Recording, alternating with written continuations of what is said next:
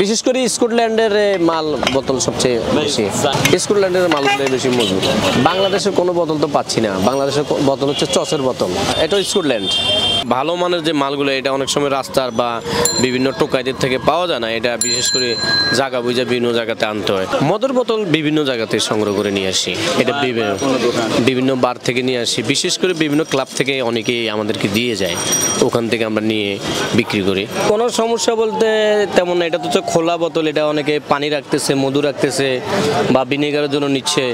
আর এটা তো হচ্ছে আপনার এই বোতলগুলা ভিতরে যদি কোনো তেল সংগ্রহ করা হয় বা মধু সংগ্রহ করে, সেটা আপনি অনেক দিন রাখতে পারবেন।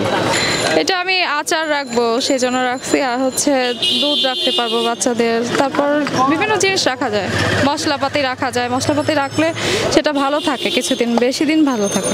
প্লাস্টিকের জিনিসটা তো ভালো না, কারণ স্বাস্থ্যসম্মত না, আর সেটা রেখে আমরা হচ্ছে জিনিসটা আমরা বেশি দিন ইউজ করতে পারি না, সেজন্য কাঁচের বোতলটাই আমাদের জন্য বেটার। মদের বোতলগুলা বিক্রি করতেছি বলতে এটা যেমন একটা বয়মের সাথে, আমার মেন হচ্ছে কাঁচের বয়মের সাথে যে মদের বোতলটা, এটা অনেকে ভিনেগারের জন্য বা দেশীয় যে আগে আমরা অনেকে সালসা বিক্রি করতো, সালসার জন্য সালসা বোতল বিক্রি করতাম, তার চেয়ে একটা সুন্দর।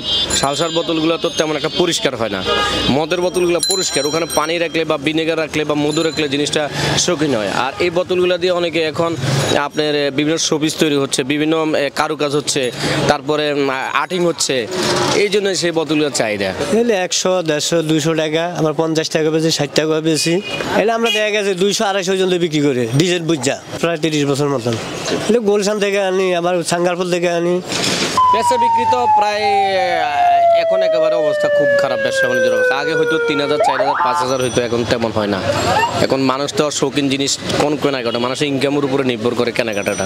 ব্যবসা কমে গেছে, অনেক ব্যবসা কমে গেছে। অন্তর্বর্তী সরকারের আগে থেকেই এখন পর্যন্ত ব্যবসার কোনো চেঞ্জ হচ্ছে না, বা চেঞ্জের কোনো রকম লক্ষণও দেখা যাচ্ছে না।